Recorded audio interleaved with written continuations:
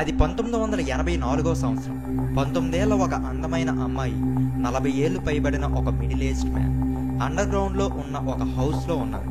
ఆ హౌస్ లోని ఒక డోర్ పాడైపోయి ఉంది. ఆ పాడైపోయిన డోర్ ని బాగు చేయడానికి ఆమెని అతను సహాయం అడిగాడు. ఆమె ఆ డోర్ ని బాగు చేసే పనిలో ఉంది. అంతలోనే ఆమె నోటిని ఈదర్లో ముంచిన గుడ్డతో ఈ 40 ఏళ్లు పైబడిన మనిషి మూసేశాడు. ఆమె స్పృహ తప్పి పడిపోయింది. అప్పుడు ఆమెకు తెలియదు ఆమె ఆ చీకటి గదిలోనే 24 ఏళ్లు బందీగా ఉండాల్సి వస్తుందని. ఆమెని అలా ఉంచడానికి గల కారణం అతనికి ఆమె మీద ఉన్న సెక్షువల్ డిజైర్. అతని సెక్షువల్ డిజైర్ ఏ రేంజ్ లో ఉందంటే ఆమెని అలా బంధించడానికి అతను 10 సంవత్సరాల ముందు నుండే ప్లాన్ వేశాడు. 1970లోనే ఆస్ట్రియా గవర్నమెంట్ పర్మిషన్ తీసుకొని అతని ఇంటి పక్కన ఉన్న గార్డెన్ కింద ఆ అండర్ గ్రౌండ్ హౌస్ ని స్టార్ట్ చేశాడు. ఆ ఇంటిని ఎంత పకడ్బందీగా కట్టించాడంటే ఆ ఇంటికి మొత్తం 8 ద్వారాలు పెట్టాడు. ఆ అమ్మాయిని చివరి ద్వారంలో ఉన్న గదిలో బంధించాడు. ఆమెని 24 ఏళ్లు ఆ చీకటి గదిలో ఉంచేసి ఒక బానిసలా వాడుకున్నాడు. ఆ 24 ఏళ్ల సమయంలో అతను ఆమెని సుమారు 3000 సార్లు రేప్ చేశాడని అంచనా. అంతేకాకుండా ఆమెని ఫిజికల్ గా ఎన్నిసార్లు అబ్యూజ్ చేశాడో లెక్కలేదు. ఆమెతో పాటు 7 పిల్లల్ని కన్నాడు. వాళ్ళని కూడా అదే చీకటి గదిలో ఉంచి నరకం చూపించాడు. ఆ పిల్లల్లో మొదట పుట్టిన ఒక అబ్బాయి పుట్టిన 66 గంటల్లోనే ఊపిరాడక చనిపోతే చూస్తూ ఉన్నాడు. చనిపోయాక ఎవరికీ తెలియకుండా కాల్చేశాడు. ఆ మిగతా 6 పిల్లల్లో 3 పిల్లలు ఎలాగోలా ఆ చీకటి గది నుండి తప్పించుకొని ఇతని ఇంటి దగ్గర వాలారు. ఆ పిల్లలు ఎవరు అని ఇతని భార్య ప్రశ్నించగా ఆ తరువాతి రోజు ఒక లెటర్ తీసుకొచ్చి ఆమెకు చూపించాడు. ఆ ఉత్తరం చూశాక ఆమె కూడా ఆ 3 పిల్లల్ని ప్రేమగా పెంచింది. ఆ ఉత్తరంలో ఏముందో మనం ఈ స్టోరీ లాస్ట్ లో చెప్పుకున్నాం. ఇక ఆ చీకటి గదిలో ఇతనికి పుట్టిన మిగతా 3 పిల్లల్లో ఒక అమ్మాయికి 24 ఏళ్ల తర్వాత బాగోకుండా వచ్చింది. ఎలా అయినా తన బిడ్డని కాపాడమని ఆమె తల్లి ఇతన్ని వేడుకుంది. అప్పటికే ఈ నరరూప రాక్షసుడికి వయసు మీద పడింది. కొంచెం మానవత్వం కూడా గుర్తొచ్చింది. ఆ పాపని తన కారులోనే హాస్పిటల్కి తీసుకెళ్లాడు. ఆ పాప పరిస్థితి చూసి ఆ హాస్పిటల్లో ఉన్న డాక్టర్స్ దారుణంగా భయపడిపోయారు. సరిగ్గా తిండి పెట్టకపోవడంతో ఆమె చాలా సన్నగా ఉండి 20 ఏళ్లకే ఆమె పళ్ళు సగం ఊడిపోయాయి. ఆ అమ్మాయి తల్లి ఎవరో బయటికి రావాలని న్యూస్ ఛానల్స్ కి ఇన్ఫార్మ్ చేశారు.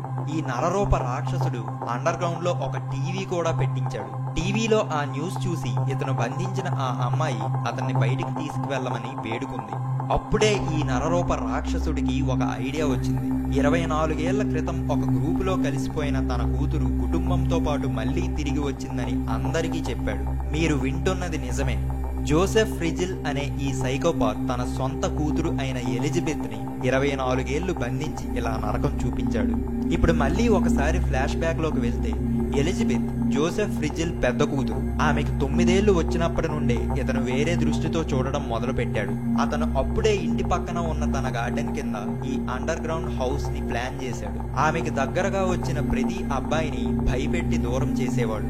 అలా ఆమెకు 19 ఏళ్లు వచ్చాక డోర్ బాగు చేయడానికి ఆమెని సహాయం అడిగి ఆ అండర్ గ్రౌండ్ హౌస్ లోకి తీసుకువెళ్లి బంధించాడు. అతను పెట్టే నరకం తట్టుకోలేక ఆమె ఇంటి నుండి ముందే చాలాసార్లు పారిపోవడానికి ప్రయత్నించింది. ఆమెను గదిలో బంధించేశాక ఆమె అలానే పారిపోయి ఒక గ్రూప్ లో కలిసిపోయిందని అందరితో చెప్పాడు. ఆ విషయాన్ని ఇతని భార్య మిగతా పిల్లలతో పాటు ఊరంతా నమ్మారు. ఆ మిగతా 3 పిల్లలు కూడా తప్పించుకొని ఇతని ఇంటి దగ్గర వాలినప్పుడు ఎలిజబెత్ తో ఒక లెటర్ రాయించాడు. తను బయట సేఫ్ గానే ఉందని, కానీ ఈ 3 పిల్లల్ని పెంచడానికి తన దగ్గర డబ్బులు లేవని. ఆ లెటర్ చూశాక అందుకే అతని భార్య ఆ 3 పిల్లల్ని ప్రేమగా పెంచింది. ఇక ప్రెజెంట్ లోకి వచ్చేస్తే 24 ఏళ్ల తరువాత పారిపోయిన తన కూతురు తిరిగి వచ్చిందని అందరితోనూ చెప్పాడు.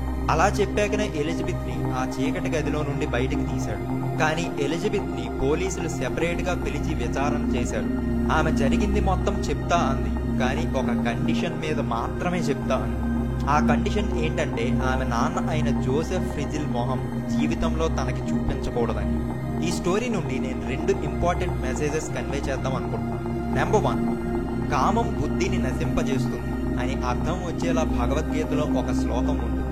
ఈ స్టోరీ చూశాక అది అక్షరాల నిజం అనిపించింది. 2, ప్రతి మనిషికి 2 మొహాలు ఉంటాయి. ఒకటి జోసెఫ్ ఫ్రిజిల్ తను పోలీసులకి దొరకక ముందు వరకు అందరికీ చూపించిన మొహం, ఒక మంచి హస్బెండ్ అండ్ ప్రొటెక్టివ్ ఫాదర్. రెండవది నిజమైన మొహం, ఒక నరరూప రాక్షసుడి మొహం. Thank you so much for watching. Please subscribe for more interesting stories like this.